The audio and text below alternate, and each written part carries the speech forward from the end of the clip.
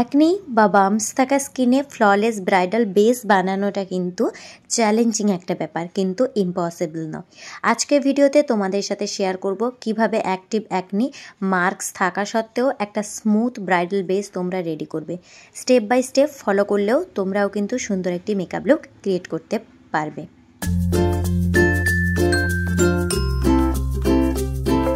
Hello everyone, কেমন আছো তোমরা সবাই? আশা করছি সবাই ভালো আছো। আমি নিবেদিতা আবারও একটি নতুন ভিডিওতে তোমাদের সকলকে স্বাগত জানাচ্ছি। এটি ছিল রিয়েল ক্লায়েন্টের ওপর একটি কাজ, তাই এখানে প্রত্যেকটা স্টেপই রিয়েল, কোনো রকম ক্যামেরা ক্লিক করার জন্য নয়। তাই তোমরা এই ভিডিওটির থেকে অনেক কিছু শিখতে এবং জানতে পারবে, তাই ভিডিওটি শেষ পর্যন্ত অতি অবশ্যই দেখো।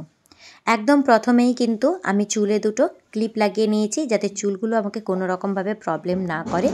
তারপর আমি এখানে ওর স্কিনটাকে ক্লিন করে নিয়েছি একটা ওয়েট ওয়াইপস দিয়ে। আর ক্লিনজিংটা কিন্তু খুবই মাইল্ড হাতে করবে, কারণ স্কিনটা অলরেডি সেনসিটিভ।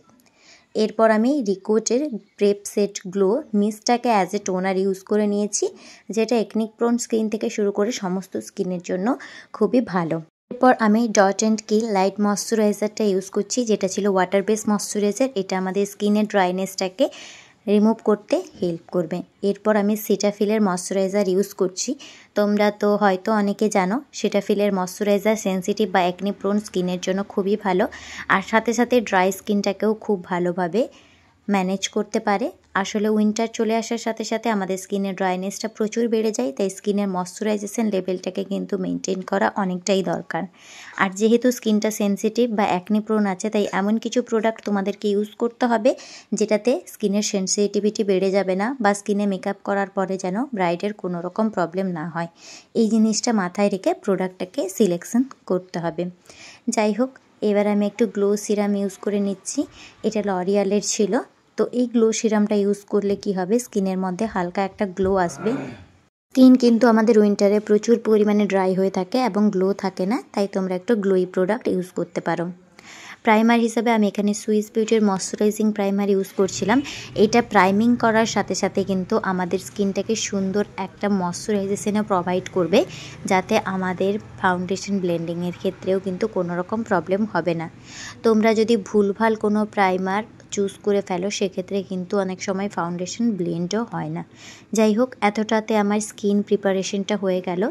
এবার আমি ওর স্পটগুলোকে ঢাকবো, মানে স্পটগুলোকে মিনিমাইজ করব। তো এটার জন্য আমি ইউজ করছি পিএসসি কসমেটিক্সের কনসিলার, যেটা একটু ব্রাউন কালারের ছিল। ব্রাউন কালারের কনসিলার দিয়ে আমি পুরো ফেসেই বেস ইউজ করে নেব, কারণ পুরো ফেসেই একনির স্পট ছিল, আর তেমন কোনো অ্যাক্টিভ অ্যাকনি ছিল না। যদি তোমাদের ব্রাইডের ফেসে অ্যাক্টিভ অ্যাকনি থাকে, সেক্ষেত্রে তোমরা প্রথমে গ্রিন কালার কারেক্টার ইউজ করবে, দেন ব্রাউন কালার কারেক্টারটা ইউজ করবে। কিন্তু ওর যে কটা পিম্পল বা অ্যাকনি ছিল, প্রচুর পরিমাণে মার্কস ছিল, সেরকম কোনো অ্যাক্টিভ পিম্পল আমি দেখিনি, তাই আমি এখানে গ্রিন কালারের কারেক্টারটা ইউজ করিনি।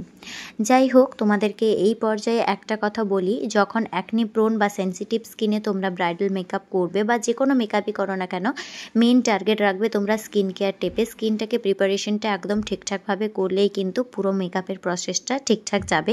আদারওয়াইজ যদি তোমরা স্কিন প্রিপারেশনটা ভালোভাবে না করতে পারো, সেক্ষেত্রে তোমাদের স্কিনটা খুব একদম রিঅ্যাক্ট করে ফেলতে পারে, বা মেকআপটাও ঠিকঠাক না হতে পারে। বেসটাকে খুব সুন্দরভাবে আমি ব্লেন্ড করে নিয়েছি। তারপর আমি এখানে ফাউন্ডেশন ইউজ করে নিয়েছি, চারমিসি মিলানোর ফাউন্ডেশন। দুটো সেটকে মিক্স অ্যান্ড ম্যাচ করে আমি বানিয়ে নিয়েছি ওর শেডের ফাউন্ডেশন। আর যেভাবে প্রত্যেকবার আমি ইউজ করি, যারা আমার ভিডিওগুলো দেখো তারা জানো, ঠিক সেইভাবে একটা একটা সাইডে লাগিয়ে খুব সুন্দরভাবে আমি ব্লেন্ড আউট করে নিচ্ছি, যাতে অনেক বেশি পরিমাণে ফাউন্ডেশন দলা পেকে না যায় বা ব্লেন্ডিংয়ের সময় ফাউন্ডেশনটা ফেটে না যায়। এই পর্যায়ে যারা ভিডিওতে চলে এসেছো অথচ একটা লাইক করতে ভুলে গেছো, প্লিজ ভিডিওতে একটা লাইক করে সাথে থেকো, তোমাদের জন্য অনেক ইনফরমেশন আরও ওয়েট করছে। খুব সুন্দরভাবে আমি এটাকে ব্লেন্ড করে নিব। বিউটি ব্লেন্ডারটা কিন্তু অবশ্যই ভেজা থাকতে হবে, এবং বিউটি ব্লেন্ডারটাকে ক্লিন রাখবে। যেহেতু সেনসিটিভ স্কিন, তাই ক্লিন বিউটি ব্লেন্ডার দিয়ে কাজ করাটা কিন্তু অনেকটাই ভালো। পুরো বেসটাকে খুব সুন্দরভাবে ব্লেন্ড করে নেওয়ার পরে আমি নেক পোর্শনটাকে ব্লেন্ড করে নিচ্ছি। নেকটাকে কিন্তু কখনোই তোমরা অ্যাভয়েড করবে না, সেক্ষেত্রে মেকআপটা দেখতে ভীষণই অড লাগে, মানে মুখের কালার এক আর গলার কালার এক লাগে। তো যাই হোক, আমি নেকটাকে খুব সুন্দরভাবে ব্লেন্ড আউট করে নিয়েছি। এবার আমি করে নিব একটু হাইলাইট।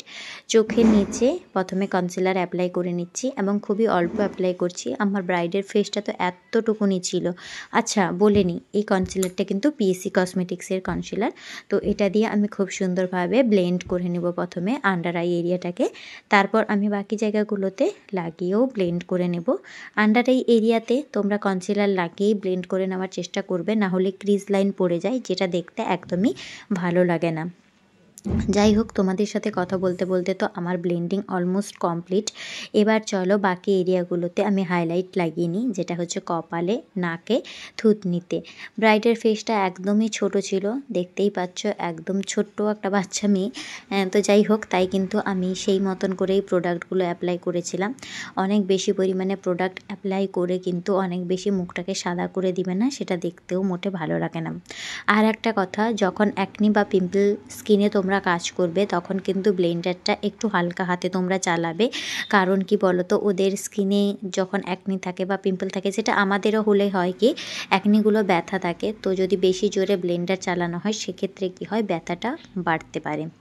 পুরো মেকআপটাকে লক করার জন্য আমি এখানে পিএসসির লুজ পাউডার ইউজ করেছি। যেহেতু রিসেপশনটা দিনের বেলা ছিল তাই আমি লুজ পাউডারটা ইউজ করেছি, রাত্রে হলে আমি লুজ পাউডারটাকে স্কিপ করতাম।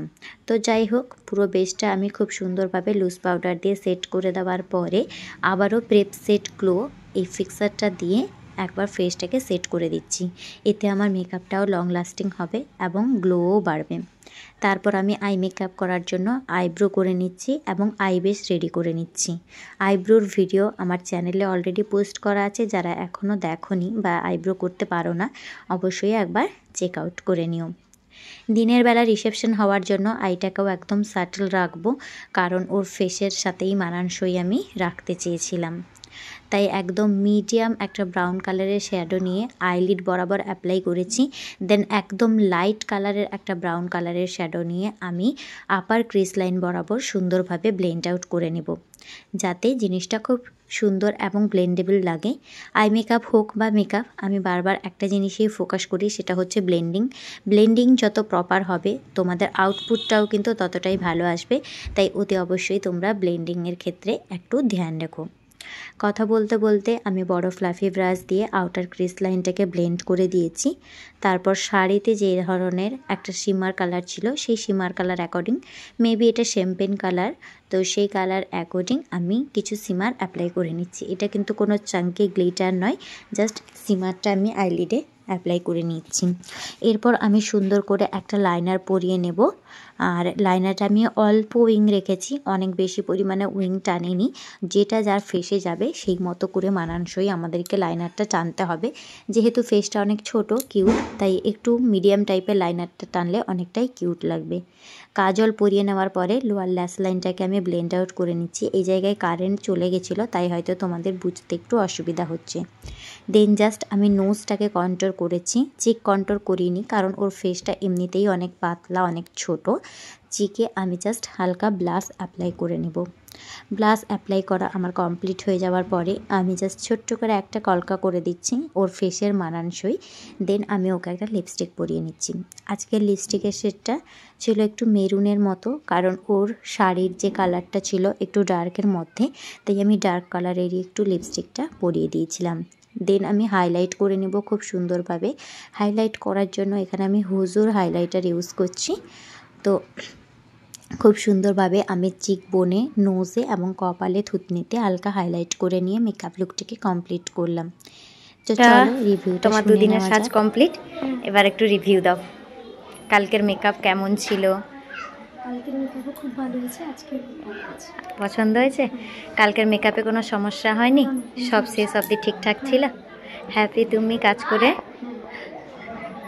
এটার রিভিউ তো শুনলাম, তোমাদের কেমন লাগলো, প্রত্যেকটা স্টেপ কতটা বুঝতে পারলে অবশ্যই জানিও। ভালো লাগলে লাইক করে সাবস্ক্রাইব করে পাশে থেকো। দেখা হবে নতুন ভিডিওতে। টাটা।